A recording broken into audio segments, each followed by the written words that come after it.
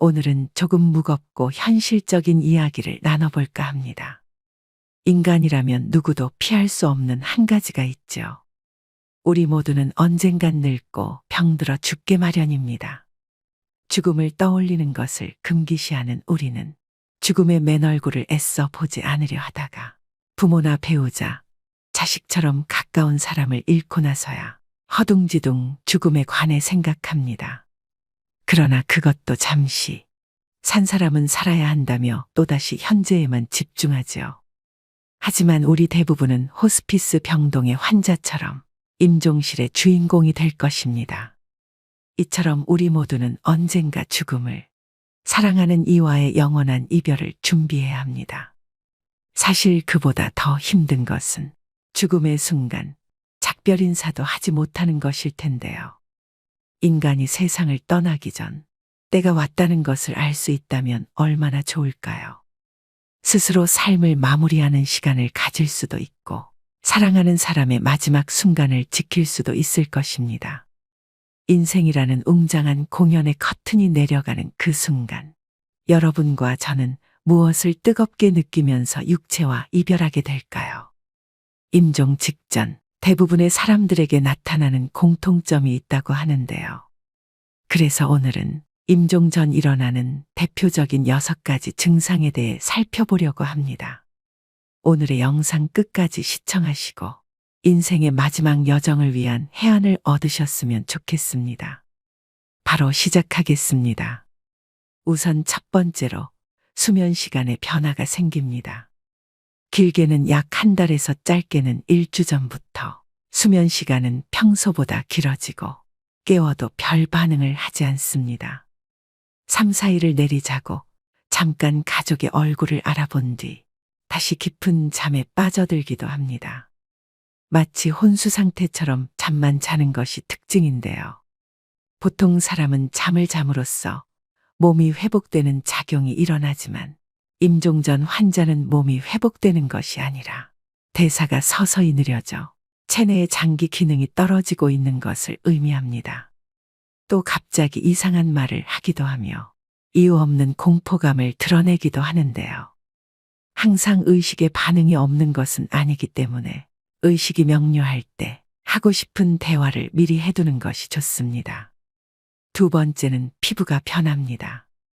임종 전의 피부 변화는 종종 발생할 수 있는 현상 중 하나입니다. 주로 다음과 같은 양상으로 나타날 수 있습니다. 첫째, 차가운 피부. 임종에 접어들면서 혈액순환이 감소하고 체온이 떨어지면서 손과 발, 얼굴 등이 특히 차가워질 수 있습니다. 둘째, 천진 및 발색 변화. 피부의 진피와 표피의 경계가 더욱 뚜렷해지고 피부가 창백해질 수 있습니다. 혈액순환이 감소하면서 발색 변화가 나타납니다. 셋째, 수족 부종. 종종 임종 전에는 신부전이나 체내 액체 이동의 변화가 생길 수 있어서 손과 발이 부어오를 수 있습니다. 넷째, 건조한 피부. 신체 대사가 감소하면서 피부가 건조해지는 것이 일반적입니다. 각 단계가 진행됨에 따라 피부가 푸르스름해 보이는 청색증이 나타나기 시작합니다. 임종 전 대표적인 증상 세 번째는 정신이 맑아집니다. 죽음에 다다르면 오히려 정신이 맑아지고 뚜렷해지는 모습을 보이는 경우가 여럿 있습니다.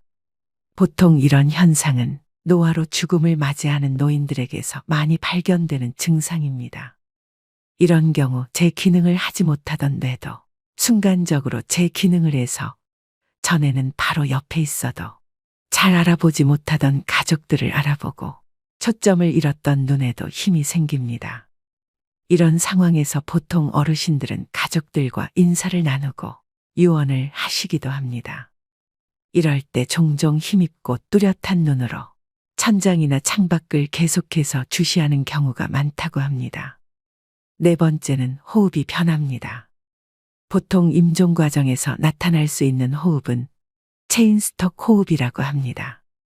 임종이 다다르면 숨을 몰아쉬고 또 잠시 멈췄다가 또 몰아쉬는 경우가 반복됩니다. 이런 경우 보통 임종 과정에 가까웠다고 보게 되고 자연스럽게 숨을 쉬지 못하고 목의 근육이나 턱, 가슴 근육 이런 것들을 많이 사용을 해서 숨을 쉬는 모습을 보입니다. 또 가래 끓는 소리가 나기도 하는데요. 죽음을 앞둔 사람은 가래를 삼키지도 뱉어내지도 못하게 되면서 목에 분비물이 쌓이게 됩니다. 따라서 숨을 쉴 때 가래 끓는 소리가 납니다. 영어에서는 죽음의 딸랑이라고 이를 뜻하는 단어가 있을 정도로 대표적인 임종의 신호이기도 합니다. 5번째는 식욕 감소 및 갈증이 생깁니다.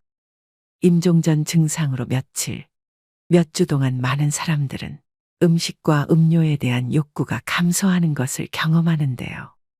거식증으로 알려진 이러한 식욕부진은 신체 쇠퇴의 자연스러운 부분입니다. 몸이 필요한 것만 받아들이고 필요하지 않은 것은 배출합니다. 또 입이나 목이 건조해지고 입술이나 혀가 갈라지거나 침이 끈적끈적해집니다. 마지막 6번째는 변실금이 생깁니다. 임종 전 환자는 소변색이 진해지고 양이 줄어들게 되는데요.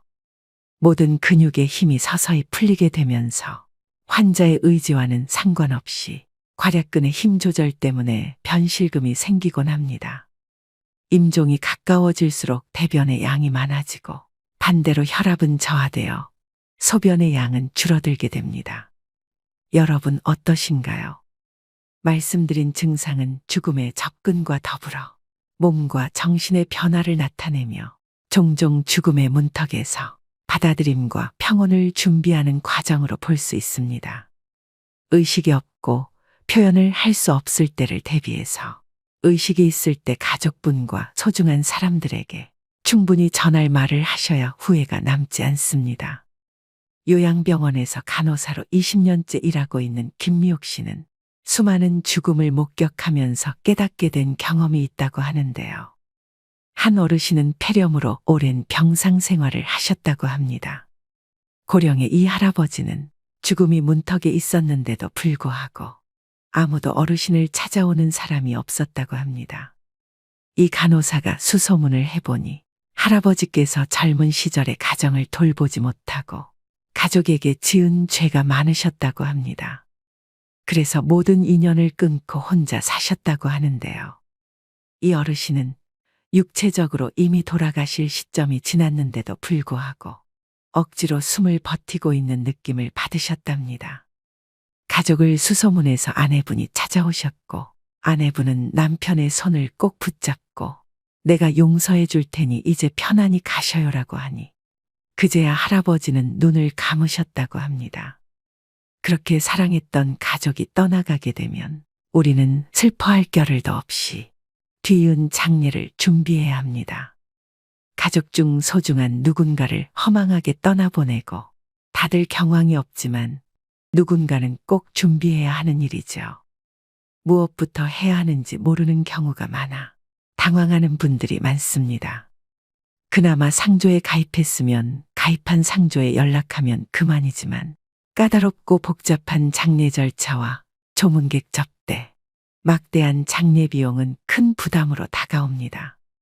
한 조사 결과에 따르면 국민의 80.4%, 즉 5명 중 4명은 상조 서비스가 꼭 필요하다고 답했는데요. 그렇다면 국내에 수없이 많은 상조회사 중 어떤 업체를 선택하는 것이 가장 현명할까요? 그래서 여러분들에게 합리적인 비용으로 상조 도움을 받으실 수 있는 고위상조 업체에 대해 소개해 드리려고 합니다. 고위상조 서비스를 바탕으로 나이 먹고도 모르면 바보 되는 장례 준비 3가지를 살펴보겠습니다. 첫 번째, 선불제와 후불제 중 어떤 상품을 선택해야 되나요? 먼저 선불제의 경우 말 그대로 미리 상조 비용을 지불하는 것인데 쉽게 말하면 보험과 같습니다. 일반적으로 120회 월납으로 총 납입금은 500에서 1000만 원 수준인데요.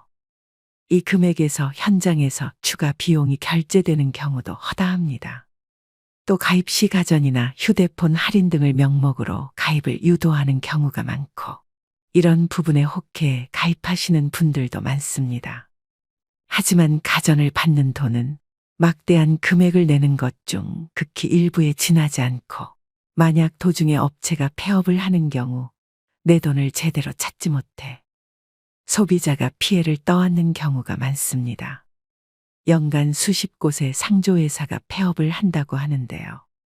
그러다 보니 많은 분들이 함부로 상조를 가입하기 꺼려 하시는 경우도 많습니다.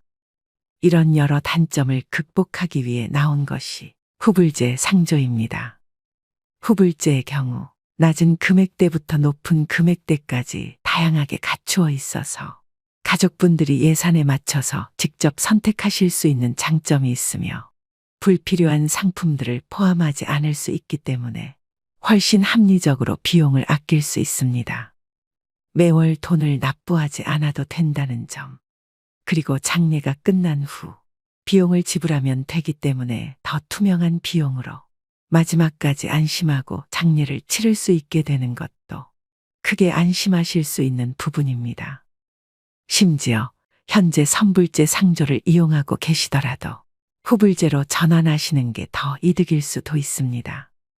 고위상조에서는 후불제 전환 비교 서비스도 제공해드리니 상담 받아보시길 추천드립니다. 두 번째, 장례식장이 있는데 굳이 상조도 따로 필요한가요? 이는 웨딩 플래너 없이 결혼을 준비하는 것과 유사합니다. 장례식장의 장례지도사는 처음부터 끝까지 책임져 주지 않습니다. 빈소에 1시간에서 2시간 들르고 물품을 파는 역할이 전부입니다. 반면 상조의 장례지도사는 처음부터 끝까지 장례를 책임집니다. 장례 첫날부터 발인날까지, 연부터 유족을 위로하는 순간까지 늘 함께 있습니다. 장례식장을 끼고 장례를 진행하는 것은 물품, 식비 등을 고려하므로 상조보다 기본적인 비용이 더 많이 나오는 것이 보통입니다. 그 이유는 두 가지인데요. 먼저 기본용품의 단가가 높습니다. 상조에서 10만 원 하는 수의가 장례식장에선 기본 40에서 50만 원입니다. 수의 가격만 봐도 벌써 4, 5배 차이가 납니다. 언론에서 많이 보도되듯이 장례식장에서의 유골함 가격은 정말 부르는 게 값입니다. 또 식비를 관리해주는 상조와 달리 식비가 많이 나올수록 장례식장 측의 이득이므로 추가 비용도 수십만 원을 훌쩍 넘기게 됩니다. 유족들이 경황이 없다 보니 물품 선택을 하실 때 정확한 판단을 못 하시게 됩니다. 그런 리스크를 없애는 게 바로 상조인 것이죠. 마지막 세 번째는 정직하고 합리적인 상조업체 고르는 방법입니다. 결론적으로 정직하고 합리적인 후불제 상조에 맡기는 것이 답인데요. 다만 국내에 수없이 많은 상조업체 중 어느 업체가 믿고 맡길 만한지 판단하기가 어렵습니다. 현명하게 상조업체 고르는 방법 첫 번째는 가격 정찰제를 활용하고 있는가. 장례용품 강매와 노잣돈 및 수고비 강요 등 추가적인 결제를 유도하지 않는 것이 매우 중요합니다. 많은 업체들이 최저가를 표방하고 유인한 뒤에 추가 비용 결제를 유도하는 방식을 사용합니다. 고위상조는 합리적인 비용으로 구성되어 있는데요. 가족장이 259만 원, 무빈소장 159만 원, 일반장 359만 원으로 이용하실 수 있습니다. 둘째, 미사용 품목을 공제하고 있는가. 고위상조는 권리 포기로 간주한다, 다른 품목으로 대체 제공한다는 등의 부정적인 관행을 따르지 않습니다. 하지만 많은 업체들이 품목들을 사용하지 않았음에도 공제하지 않고 있는 것이 현실입니다. 셋째, 친절한 서비스를 제공하는가. 당연한 말이지만 상조의 하청의 재하청 구조 등으로 비싼 비용을 지불하고도 소비자의 당연한 권리인 친절한 서비스가 제공되지 못하는 경우가 빈번합니다. 고위상조는 24시간 직영상담센터 운영과 엄격히 선발된 장례지도사를 통한 친절한 서비스 제공이 고객 만족의 최우선입니다. 나이 들수록 모르면 바보 되는 장례준비 3가지에 대해 말씀드렸습니다. 이처럼 알면 알수록 꼭 필요한 게 상조라고 생각되는데요. 상조 서비스와 함께라면 전문가의 도움으로 온전히 애도에 집중할 수 있어 심적 부담감을 덜고 목돈이 필요한 장례를 물가 인상에도 변동 없는 금액으로 치를 수 있어 경제적 부담감을 덜 수 있습니다. 가족의 죽음은 슬프지만 누군가는 꼭 준비해야 되는 일입니다. 합리적인 고의상조를 통해서 사전에 장례 준비를 해놓는 것은 조금 더 현명하게 사랑하는 사람을 편안히 보내드리는 길일 것입니다. 전화 상담도 가능하니 필요하신 분들을 위해 전화번호를 남겨드립니다. 고의상조 1666-9784입니다. 가장 건강할 때 자신의 죽음과 사랑하는 가족의 죽음을 준비해 두면 남은 인생은 선물처럼 주어지고 노후를 더욱 활기차고 평온하게 살아갈 수 있을 것입니다. 오늘의 영상 어떠셨나요? 잘 죽으려면 잘 살아야 한다는 말이 있습니다. 그렇다면 잘 산다는 말은 무엇일까요? 용서를 빌어야 하는데 빌지 못했던 잘못들, 옆에 있는 사람에게 잘해주지 못한 것에 대한 마음이라고. 마지막 순간에서 대부분의 사람들은 그렇게 말합니다. 모든 죽음은 슬픕니다. 하지만 슬픔 속에서 떠나더라도 우리는 죽음 직전까지 행복해야 합니다. 우리가 소중하게 간직해야 할 기억은 죽음이라는 끝맺음이 아니라 죽기 전까지 행복하게 살았던 시간입니다. 글을 쓸 때 첫 문장보다 마지막 문장을 먼저 생각하면 좋습니다. 마지막 문장을 생각한 뒤 글을 써나가면 흐름의 일관성이 생기고 글 전체가 한 호흡으로 연결되기 때문인데요. 인생도 글쓰기와 다르지 않습니다. 자신의 마지막을 응시하는 것은 삶의 일관성을 부여하는 일입니다.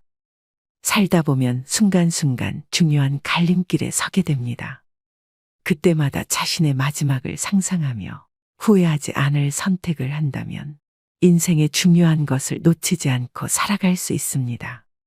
여러분 모두 후회가 남지 않는 행복한 노후를 보내셨으면 좋겠습니다. 마지막으로 인생에 대한 좋은 글 읽어드리면서 오늘의 영상 마무리하겠습니다. 무엇이 삶이고 무엇이 늙음이고 무엇이 죽음인가? 현재의 행복에 최선을 다함이 살며 이러한 삶이 오래되어 편해짐이 늙으며 영원히 쉬는 것이 죽음이라면 틀린 말일까? 사람들은 모든 면에서 양면성을 지닌다. 생과 사에 대해서도 그렇다. 어떤 사람들은 살기 위해 발버둥치고 또 어떤 이들은 쉽게 죽어버리려고 한다. 인간들 외에도 모든 생물은 열매를 맺는다. 벼 이삭도 쌀을 맺으면 그 줄기와 이파리는 누렇게 시들고 볼품없어지는 것이다. 사과나무도 사과를 연글게 할 무렵이면 그 이파리는 벌레 먹어 흉한 모습이 된다. 사람도 이와 같이 그 열매, 곧 아들과 딸을 장성시키면 늙고 병들어 볼품없는 모습으로 변해가는 것이다. 이러한 현상은 지극히 당연하고 자연스러운 것이며 우리는 그와 같은 모습에 오히려 존경심을 가져야 한다. 늙고 추하게 변해가는 것을 두려워해서는 안 된다. 또한 죽음을 두려워해서도 안 된다. 늙으면 쉬게 되는 것이고 죽는다는 것은 있던 것이 없어지는 것이 아니라 영혼과 육체가 분리되기 때문에 더 편히 쉬게 되는 것이다. 인생은 배를 타고 강을 건너가는 것과 같으며 강 저편에 닿으면 배를 버리고 무트로 올라가서 마을로 걸어 들어가는 것이다. 육신은 버리고 가야만 하는데요. 영혼은 마을로 들어가는 나그네인 것이다. 모든 것은 지나가게 마련이다. 고통의 괴로움도 시간이 지나면 새살이 돋아나서 괴로움의 상처는 아물게 마련이다. 어렵고 힘든 시기도 시간이 흐른 뒤에는 나에게 소중한 성장의 선물이 되었다는 사실을 깨닫게 될 것이다. 내 삶에는 희극만이 존재하지는 않는다. 희극과 비극이 늘 함께 공존한다. 나는 그것들과 함께 동행하면서 내 삶을 아름답게 꽃피우다. 때가 되면 소리 없이 지고 싶다. 오늘도 노후의 지혜와 함께 해주셔서 감사드립니다. 황금빛으로 무르익어가는 여러분의 지혜로운 인생을 언제나 응원합니다.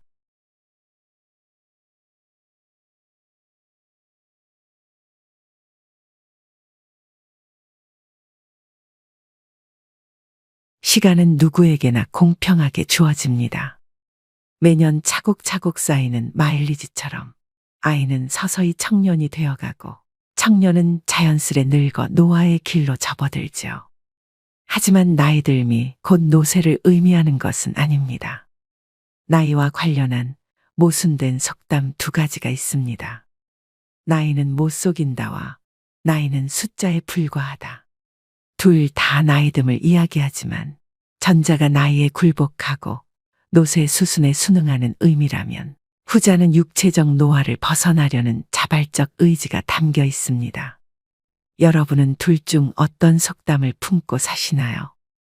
나이 듦이란 물리적 노화일 뿐 우리 몸 안에 가슴에 청춘을 담는 일은 내 의지와 결정에 따라 얼마든지 달라질 수 있습니다. 지금이라도 변화하고 싶다면 잘 늙어가는 것이 곧 오래도록 청춘으로 사는 길이겠죠. 나이 들면 이런 마음으로 살다 갑시다. 삶을 남과 비교하지 말고 남을 원망하지 말고 부모로서 자식이 잘 되길 바래도 자식들에게 너무 기대하지 말고 지난 날을 후회하지 말고 내 운명이라 생각하고 운명이 다해 세상 떠날 때 부와 권력, 명예 다 놓아버리고 빈손으로 홀가분하게 미련 없이 미소 짓고 떠나게 해달라고 기도하며 삽시다. 재물이 많아도 만족하지 못하고 더 많은 재물을 모으려고 발버둥치면 재물의 노예가 되어 가진 재물에 만족하지 못해 마음이 가난하고 많은 재물이 없어도 가진 것에 만족하고 분수에 맞게 즐겁게 살면 마음이 부유의 부자입니다. 가난한 사람과 부자는 마음먹기에 달려 있습니다. 영겁의 세월 속에 인간의 삶은 흐르는 물과 같고 하늘에 떠가는 구름과 같고 올 때는 순서가 있지만 이 세상 떠날 때는 순서도 없고 언제 떠난다는 기약도 없어 몇 분을을 모르는 것이 인생이라 합니다. 지난 날은 다시 돌아올 수 없고 미래는 기약이 없으니 지난 일에 미련 갖지 말고 미래를 너무 기대하지 맙시다. 지금 주어진 이 시간이 생애 제일 소중하다고 생각하며 보람있고 즐겁고 행복하게 보냅시다. 노년에 친한 친구가 두 사람만 있어도 인생을 잘 살았다는 말이 그때는 마음에 와닿지 않았는데 정년 후에야 실감이 납니다. 친구가 될 수 있는 조건이 첫째, 가까이 살아 언제든지 부르면 올 수 있고 둘째, 취향이 같고 건강해야 동행할 수 있고 생활 여유가 같아야 함께 여행도 하고 술도 함께 부담 없이 나눌 수 있습니다. 나이가 들면 세상을 이런 마음으로 즐겁고 행복하게 살다 운명이 다 해부르면 큰 고통 없이 미소 짓고 미련 없이 떠날 수 있는 사람이 인생을 가장 잘 산 사람 아닐까요?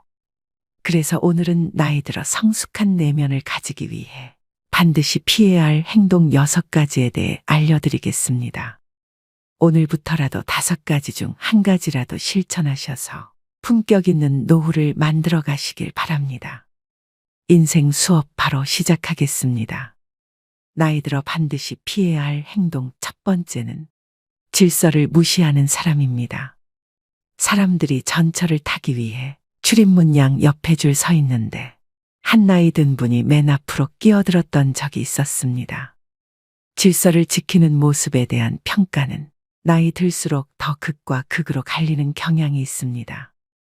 30, 40대면 당연한 모습처럼 여기는데 머리가 흰 나이 든 노인이 질서를 지키는 모습은 훨씬 더 존경스러운 마음이 듭니다. 어른도 저러는데 나도 본받아야지 라는 생각이 듭니다. 30대, 40대도 어른인데 유독 노인에게 이런 마음이 든 이유는 무엇일까요? 바로 사회의 어른 근본이란 생각이 크기 때문입니다. 반면 노인이 질서를 무시하는 모습은 더 추하게 보입니다. 어린 사람보다 더 비난을 받는 이유는 모범을 보일 위치에 있는 사람이기 때문입니다. 오래전 줄을 서자 차선을 지키자라는 캠페인이 벌어진 적이 있습니다. 사고를 예방하고 모두가 편해지는 길이라는데 공감했습니다. 새치기하고 무단횡단하는 것은 정말 부끄러운 모습입니다. 그런데 이런 행동을 어른이 버젓이 하는 모습에 질서를 가르치던 부모는 아이의 눈을 가리게 됩니다. 배울 것이 없는 것은 괜찮습니다. 하지만 배우지 말아야 할 것을 하는 것은 어른으로서 부끄러운 일입니다. 이런 부끄러움은 나이가 들수록 더 커져 추하게 보이기까지 합니다. 아프거나 거동이 불편한 사람은 예외를 둘 수 있지만 나이 들어 질서를 무시하는 사람들을 보면 나이를 어떻게 먹었는지 혀를 차게 되고 자기만 아는 형편없는 사람으로 여기게 됩니다. 두 번째는 책임을 회피하고 남 탓하지 말아야 됩니다.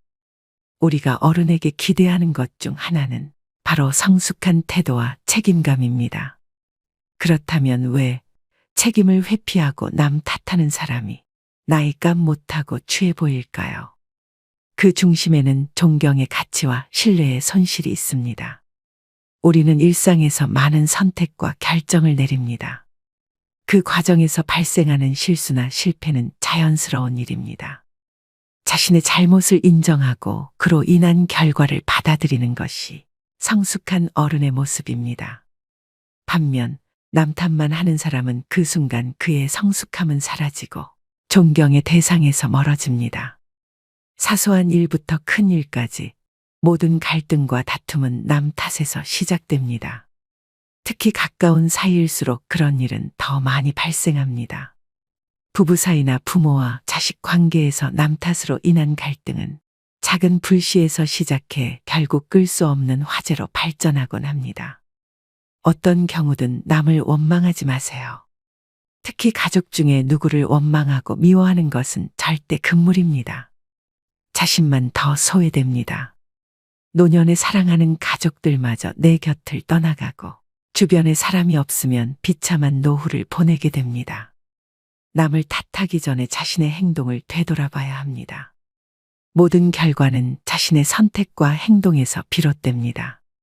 일이 잘못되면 군자는 제 탓을 하고 소인은 남을 탓합니다. 나이 먹은 사람이라면 그에게는 지혜와 성숙함을 기대하게 됩니다.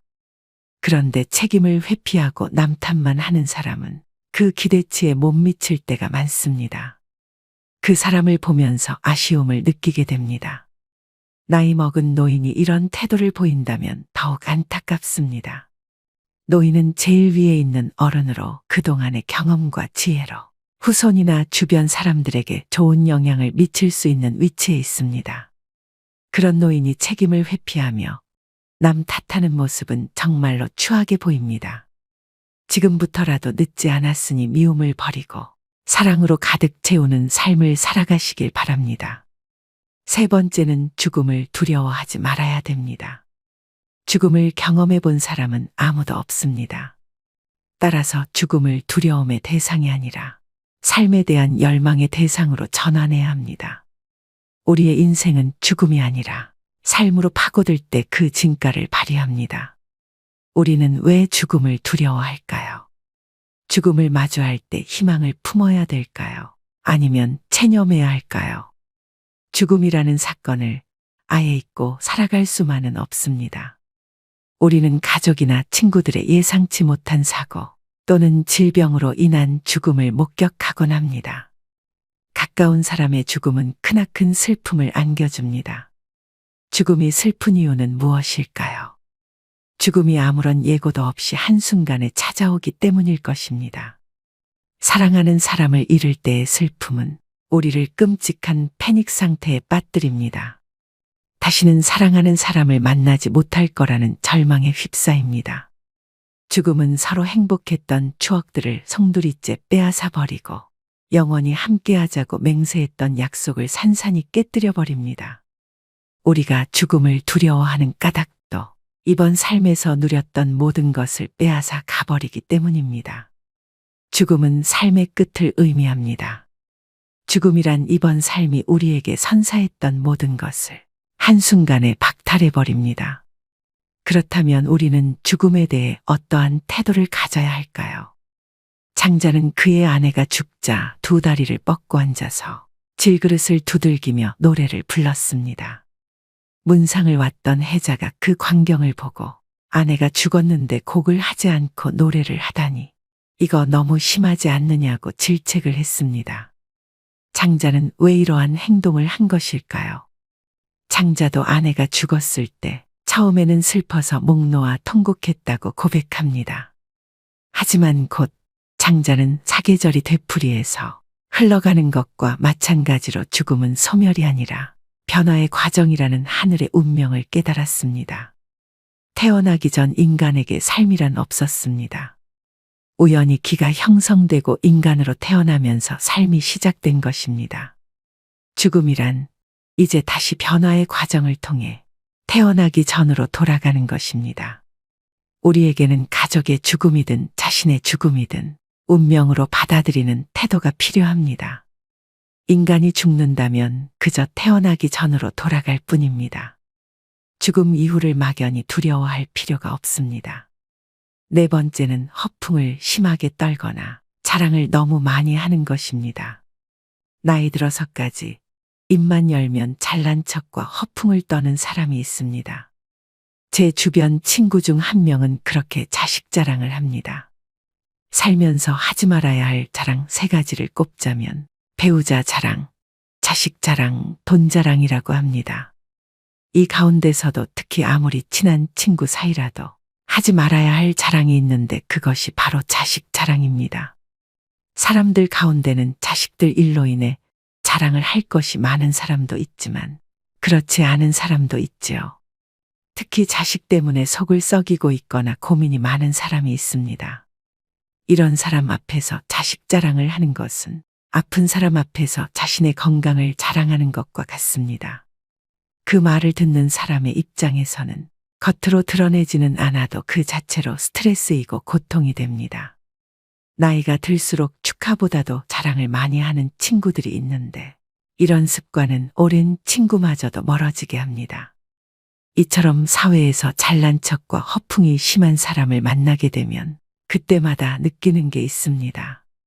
자랑하는 사람일수록 자세히 들여다보면 내세울 것이 별로 없다는 사실입니다. 자신은 스스로 자기 자랑을 열심히 하고 있지만 그래서 들여다보면 빛 좋은 개살구이거나 그 주변에는 별로 성과라고 할 만한 것이 없는 사람이 대부분이었습니다. 왜 그럴까요? 자랑을 수시로 하는 사람은 겉으로 자신이 대단한 사람이라는 것을 적극적으로 알리지 않으면 부족한 사람이라는 것이 저절로 드러나기 때문이다. 자신에게 부족한 점이 많다는 것을 감추기 위해 끊임없이 주변 사람에게 자기를 드러내는 것입니다. 주변 사람에게 어떻게든 인정을 받아야 부족한 것을 감출 수 있을 것 같은 의식의 생각입니다. 그런 사람들의 의식에는 역설적으로 별로 이룬 것이 없는 사실에 대한 불안과 걱정이 깔려 있습니다. 반면 무엇인가를 이룬 사람은 그것을 굳이 자랑하려 하지 않습니다. 아니, 자랑할 필요가 없습니다. 자랑하지 않아도 그들이 갖춘 것은 저절로 드러나기 때문입니다. 경제적으로나 정신적으로나 부유하든 그렇지 않든 과시를 주목적으로 하는 사람일수록 자랑하는 것만큼 실제로는 보잘것없을 가능성이 큽니다. 실제로 내가 갖고 있는 것과 이룬 것과 별개로 과시를 목적으로 하는 사람일수록 스스로 자신이 부족한 사람이라는 사실을 계속 강조하는 것이겠죠. 사람들과의 관계에서 항상 겸손하고 베풀 줄 아는 것. 겸손과 베푸는 삶을 실천할수록 실제로 부자 마인드에 가까워지는 법입니다. 그렇게 아름답게 늙는 것입니다. 그것이 진짜 부자들의 자세이기 때문입니다. 다섯 번째는 내적 성장을 최우선으로 해야 됩니다. 돈이나 권력과 같은 언제고 사라질 수 있는 그림자를 삶의 절대적 가치라고 믿고 살아간다면 실제로 그것들이 사라졌을 때 크나큰 상실감에 휩싸일 수밖에 없습니다. 반면에 내적 성장은 사라지지 않습니다. 내가 깨달은 참된 지혜는 누구도 훔쳐갈 수 없습니다. 질문하지 않는 삶은 무의미합니다. 우리는 어렸을 적 경이로움에 가득 찬 눈동자로 세상을 바라봤습니다. 그런데 자라면서 세상을 향한 호기심은 물론 자기 자신에 대한 궁금증을 서서히 잃게 됩니다. 이미 다 안다고 착각하기 때문입니다. 이 세상은 무엇으로 이루어져 있는지, 왜 그런 일이 일어나는지, 나는 어떻게 해야 하는지 집요하게 캐묻지 않습니다. 그렇게 서서히 고정관념에 갇힙니다. 세상 일에 대해 그리고 더 나은 삶에 대해 캐묻지 않고 음미하지 않는 사람은 무미건조하고 무기력합니다. 더 좋은 삶을 상상하지 않으니 변화 역시 생기지 않습니다. 뭘 해도 시큰둥하고 재미없는 일상에서 삶의 의욕을 얻기란 불가능할 것입니다. 그렇다면 어떻게 해야 할까요? 질문을 통해 지혜를 스스로 깨우쳐야 합니다. 누구도 대신 답할 수 없는 질문에 질문을 던지고 자기만의 답을 찾아가는 것이야말로 세상에 대한 경이로움을 회복하는 방법이자 지혜를 얻는 태도입니다. 6번째는 내 몸을 사랑해야 됩니다. 마르고 날씬한 몸매가 미의 기준이 되면서 하루가 멀다 하고 온갖 종류의 다이어트 프로그램과 보조제, 갖가지 운동 방법이 홍수처럼 쏟아집니다. 그러는 동안 남녀를 불문하고 식이장애에 시달리는 사람들도 늘어나고 있는데요.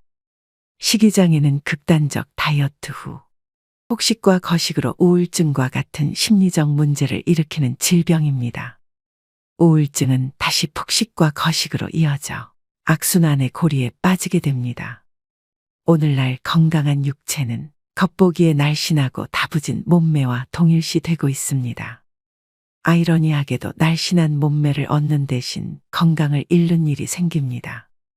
어떻게 하면 정신과 육체를 모두 건강하게 할 수 있을까요? 첫째, 내 몸을 사랑하는 것은 자유로워지는 첫걸음이다. 세상에서 말하는 아름다움의 기준을 충족시키기 위해서가 아니라 육체가 제 기능을 온전하게 발휘하도록 관리해야 됩니다. 남에게 보여주려고 인생을 낭비하지 마세요. 둘째, 마음의 허기를 정신적으로 채우는 것이다. 마음이 허해서 먹는다라는 말이 있습니다. 우리는 우울한 기분이나 불안, 허전함을 음식을 먹으며 채우곤 합니다. 그러고는 자책감과 우울감, 자기 혐오를 느낍니다.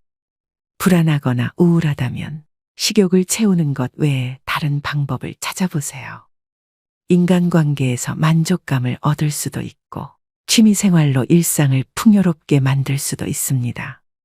중요한 건 허한 내 마음을 알아주는 것입니다. 잃어버린 만족감을 자기 자신에게 돌려주려 노력할 때 공허하고 외롭고 혼란스러운 마음의 그늘이 걷히게 됩니다. 세상에서 말하는 아름다움의 기준을 충족시키기 위해서가 아니라 육체가 제 기능을 온전히 발휘하도록 관리해야 합니다. 남에게 보여주려고 인생을 낭비하지 말고 타인에게 맞춰진 모습으로 스스로를 뜯어고치려 하지 말아야 합니다. 오늘의 영상 어떠셨나요? 사람들은 이미 지나버린 시간 속에 후회스럽다 말을 자주 합니다. 그때 참았더라면, 그때 잘했더라면, 그때 알았더라면, 그때 조심했더라면, 훗날에 지금이 바로 그때가 될 텐데, 지금은 아무렇게 보내면서 어리석게도 오늘도 자꾸 그때만 찾고 있습니다. 게으른 사람에겐 돈이 따르지 않고 변명하는 사람에겐 발전이 따르지 않는다고 합니다. 자기만 생각하는 사람에겐 사랑이 따르지 않고 비교하는 사람에겐 만족이 따르지 않으며 거짓말하는 사람에겐 희망이 따르지 않고 간사한 사람에겐 친구가 따르지 않지요.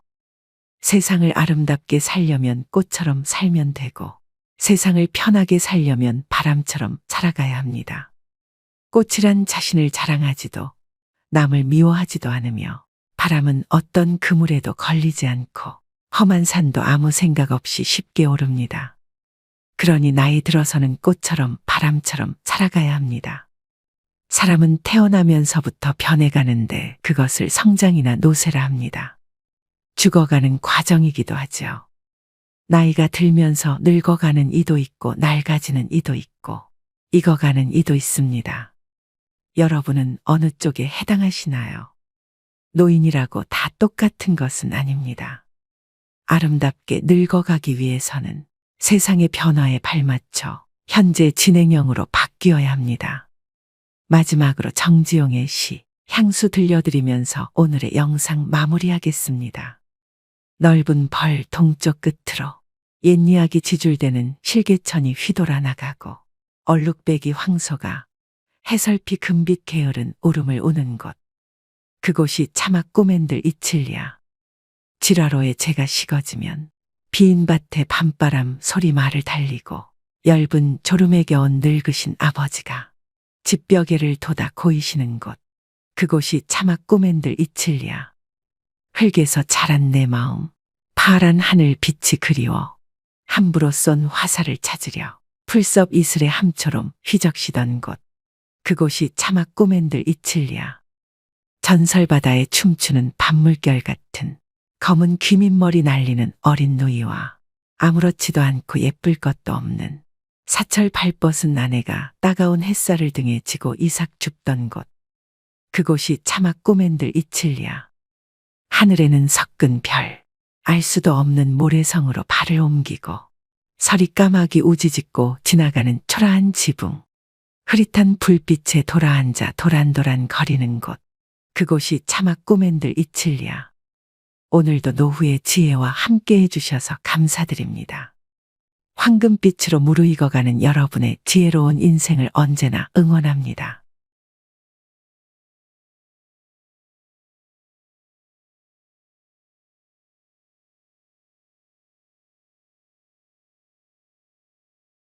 지금은 60세를 신중년이라고 합니다.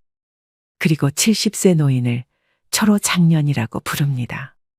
그렇지만 말로만 중년 장년이면 뭐합니까? 그에 걸맞은 매력적인 포인트가 있어야 하지 않겠습니까?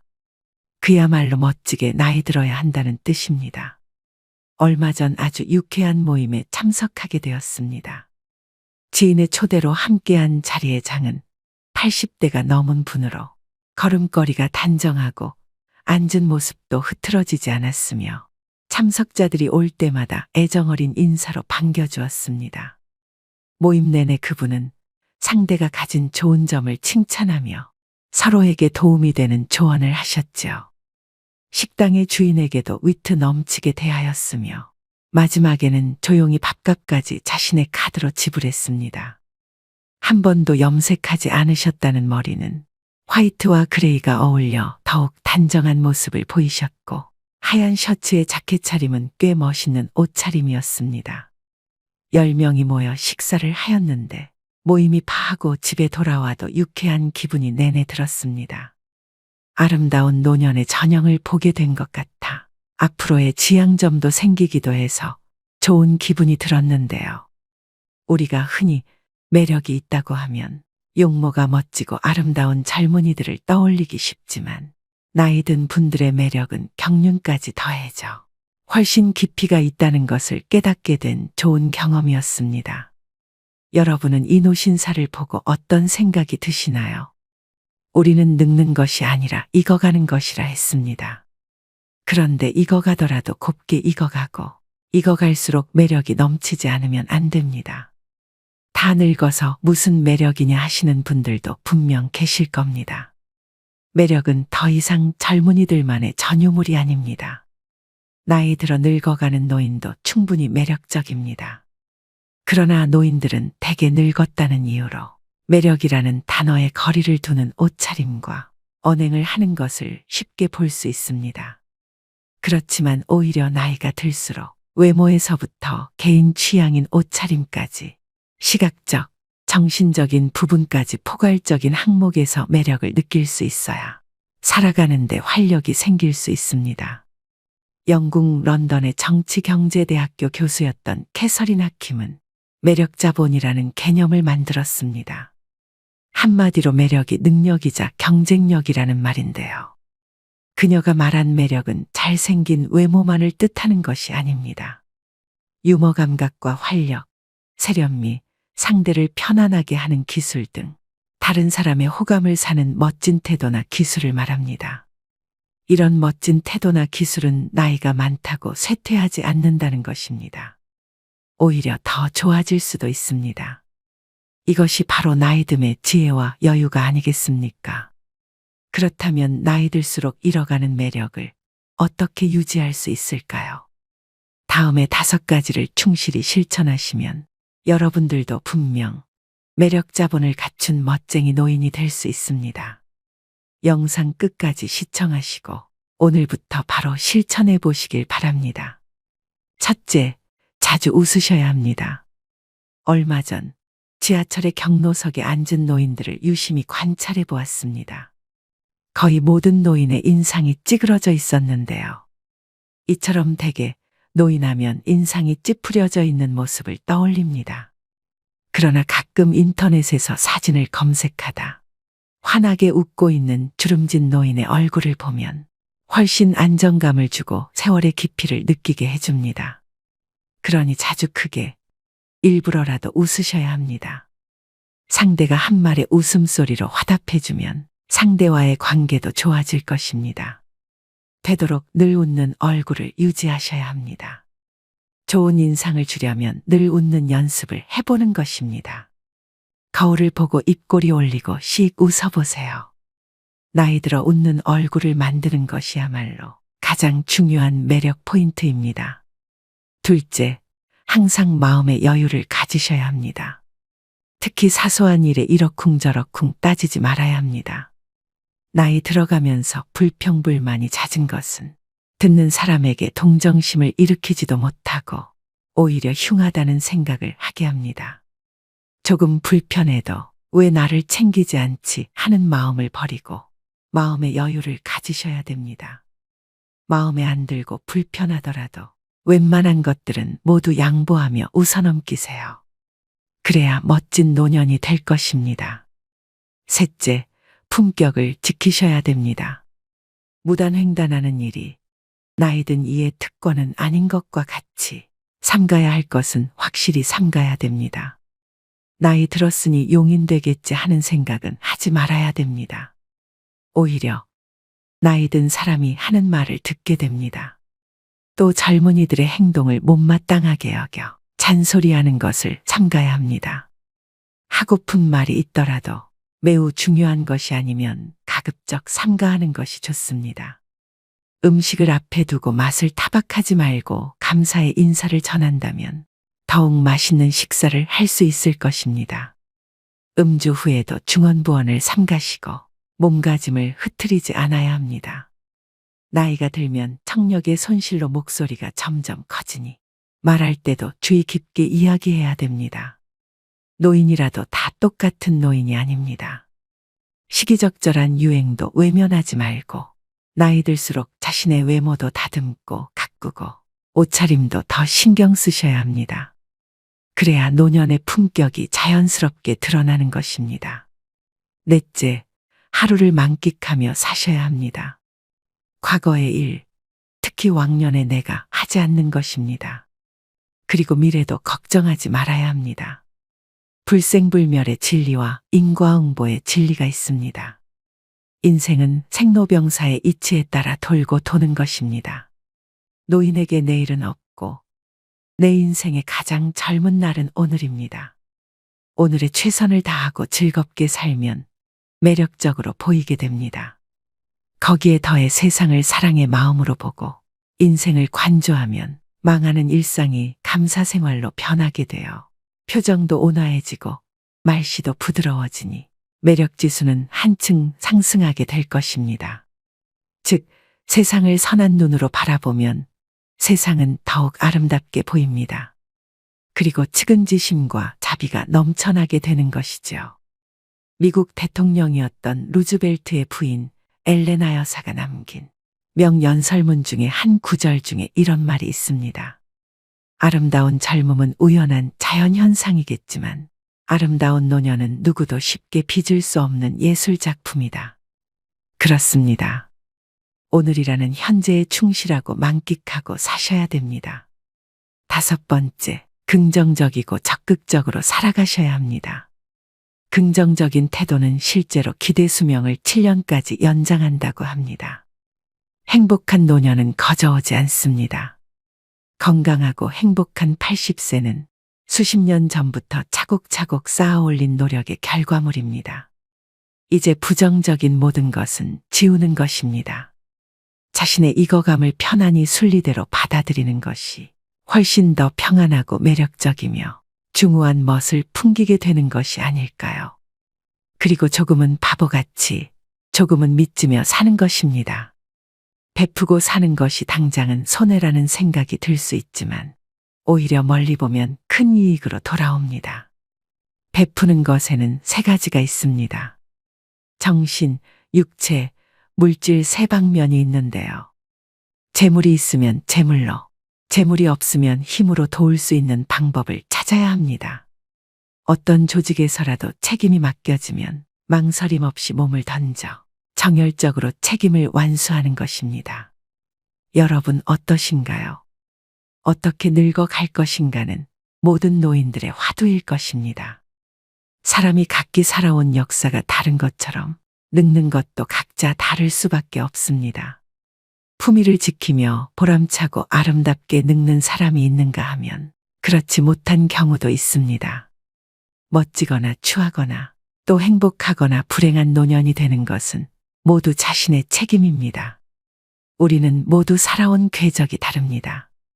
모든 노년이 즐거움과 행복을 같이 누릴 수 없는 것이 당연하죠. 나이듦은 누구에게나 찾아오는 그리 반갑지 않은 손님입니다. 하지만 그 손님과 어떻게 공존하며 살아갈 것인지는 여러분의 선택과 태도에 달려 있습니다. 즉, 노력 여하에 따라서 아름답고 행복하게 늙어갈 수는 있습니다. 올해 여러분은 어떤 모습으로 나이 들어가기를 기대하고 계신가요? 그리고 여러분의 행복한 노후를 위해 어떤 노력을 기울이고자 하시나요? 이것을 지키지 않으면 땅을 치고 후회한다고 하는데요. 행복한 노후를 위한 원칙 5가지를 말씀드리겠습니다. 첫 번째는 더 이상 잃지 않는 것이 기본입니다. 어느 자산관리사는 어르신들께는 주식이나 펀드를 절대로 권하지 않는다고 합니다. 돈이 불어날 때는 좋아하시지만 팔지 못하고 나중에 손해를 입게 되면 괴로움이 이만저만이 아니라는 것인데요. 젊은이들은 다시 벌어서 메우면 된다고 생각하고 털어버리지만 어르신들은 다시 복구할 수 없다는 절망에 사로잡혀 일상이 무너지게 됩니다. 앞으로 일을 해서 돈을 벌 수 없고 모아놓은 돈을 가지고 죽을 때까지 생활해야 한다는 불안에 사로잡히게 되면 어딘가에 투자를 해야 될 것만 같기도 합니다. 그러다 보면 누가 뭐를 해서 돈을 많이 벌었다는 소위 카더라 이야기에 넘어가게 되어 노후 자금을 몰빵했다가 전 재산을 잃기도 합니다. 건강도 마찬가지입니다. 사람들은 좋은 것을 먹고 몸에 좋은 것을 함으로써 더 건강해지고자 노력하는데요. 고혈압이나 당뇨병, 고지혈증 같은 만성 질환에 걸렸을 때는 꾸준히 처방약을 복용해서 현재의 건강을 유지하는 것이 우선입니다. 검증받지 못한 건강식품이나 민간요법에 기대다 보면 현재의 건강도 지키지 못하고 후유증에 시달리게 될 수 있습니다. 두 번째는 자식은 없는 셈 쳐야 됩니다. 불안장애나 우울증으로 병원을 찾는 어르신 중에 상당수는 자식 문제로 스트레스를 받다 병이 생긴 분들이라고 합니다. 자식의 이혼, 범죄, 사업 실패 등 자녀를 걱정하는 주제도 가지각색입니다. 재산이라도 조금 있으면 자식들은 마치 부모가 일찍 죽기를 바라듯이 유산을 놓고 다투기도 합니다. 또 자식에게 물심양면으로 도움을 주다가 고생하는 어르신들도 적지 않은데요. 하지만 막상 부모가 어려움에 처했을 땐 자식은 나 몰라라 하는 경우가 부지기수입니다. 그렇게 자식으로부터 외면받고 마음고생하는 어르신들을 주변에서 흔히 볼 수 있죠. 경제적으로 자립하지 못했다고 해서 계속 퍼주면 내 노후가 먼저 무너지게 됩니다. 나이 들수록 자식과 부모 관계는 서로를 너무 많이 의존해서는 안 됩니다.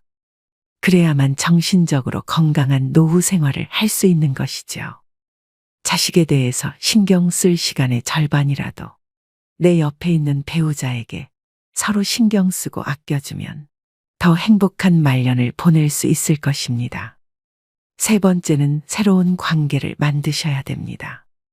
나이가 들수록 고립되어 지내게 됩니다. 알고 지내던 사람들도 하나둘씩 건강상의 이유로 밖에 나가지 못하게 되는데요. 개 중에는 안타까운 병이나 사고로 죽어가는 이도 있습니다. 사회적 고립과 우울증을 예방하기 위해 지속적으로 사회 활동을 하고 마음 맞는 사람들과 꾸준히 만나면서 소통하는 것이 중요합니다. 여러분은 나이 들수록 제일 두려운 게 무엇인가요? 아마 대부분의 분들이 치매가 걱정된다고 말씀하실 텐데요. 우울증은 치매의 원인 중 하나라고 합니다. 그만큼 노후의 정신 건강을 위해서는 외로움, 고립감을 극복하시는 게 가장 중요합니다. 친구를 사귀기 위해서는 사람들이 있는 장소에 가야 합니다. 기존의 인연을 이어가는 모임도 중요하지만 같은 취미를 가진 사람들이 모인 동호회나 봉사활동 같이 새로운 사람을 만날 수 있는 기회도 만드셔야 됩니다. 혼자 되는 것이 두려워 마음이 맞지 않는 사람과 계속 인연을 유지하시는 분들이 있습니다. 그런 점에서도 새로운 관계를 맺어 아프고 속상한 일이 있을 때 만나서 얘기할 이가 있어야 합니다. 네 번째는 나에게도 너그럽고 남에게도 너그러워야 합니다. 일생을 아주 단순하게 나누면 행운, 보통, 불운으로 3등분 할 수 있을 것입니다. 하지만 삶이 그렇게 단순하지만은 않지요. 행운과 보통의 경계선에 위치한 일이 발생하는 경우 누구는 행운으로 받아들이고 누구는 보통으로 받아들입니다. 즉, 삶을 어떻게 대하느냐에 따라 달라집니다. 항상 내가 맞고 남은 틀려야 한다고 고집하는 이는 자신이 틀릴 때마다 화가 나서 싸울 것입니다. 나도 틀리고 남도 틀리다고 생각하는 사람은 매사에 부정적입니다. 남편도 마음에 안 들고 자식도 마음에 안 들고 직장도 마음에 안 들고 나라도 마음에 안 듭니다. 가장 마음 편하게 사는 사람은 나에게도 너그럽고 남에게도 너그러운 사람입니다.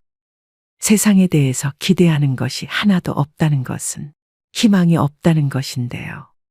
하지만 세상에 대해서 기대치가 너무 높으면 매사가 불행해집니다. 사람도 일도 돈도 내 기대를 채워주지 못합니다. 따라서 나에게도 만족하고 남에게도 만족하는 삶을 살아야 합니다. 마지막 5번째는 현재에 집중해야 합니다. 옛날은 옛날이라고 생각을 하고 툭툭 털고 일어나야 합니다.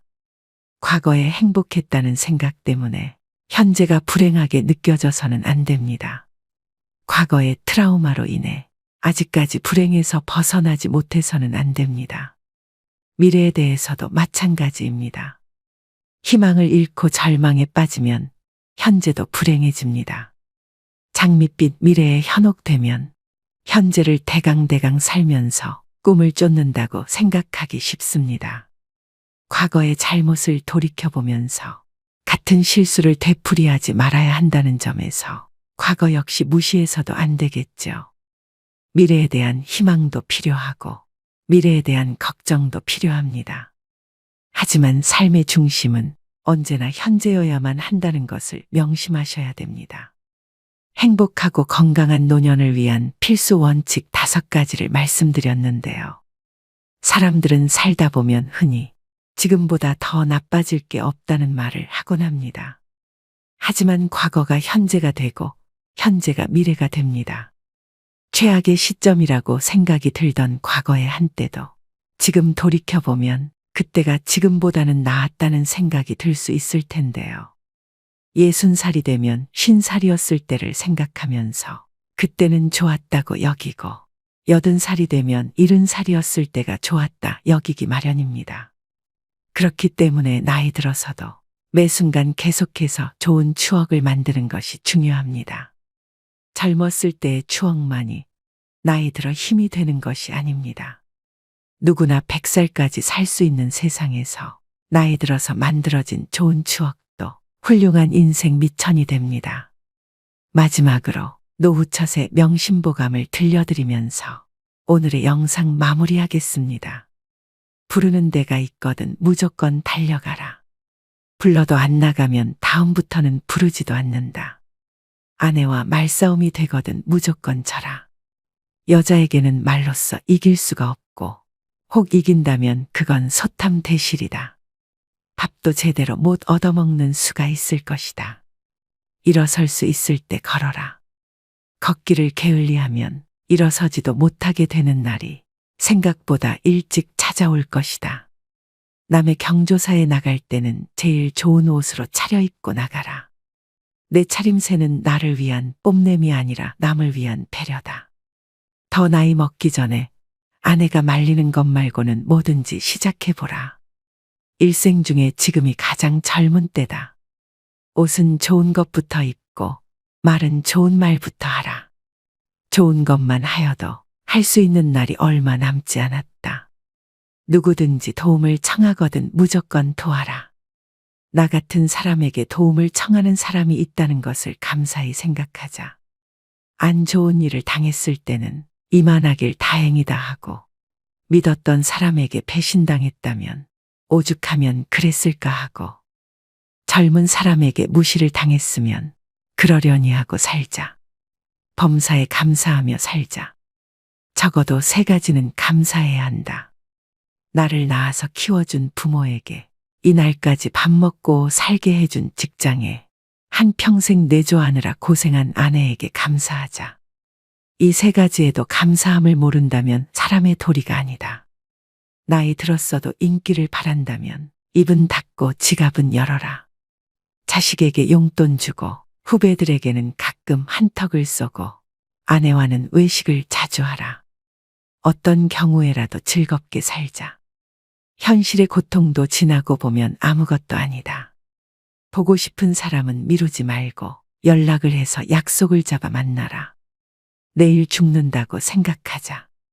오직 한 번뿐인 인생살이 순간을 소중하게 여기고 만나는 인연마다 귀하게 여기자. 오늘도 노후의 지혜와 함께 해주셔서 감사드립니다.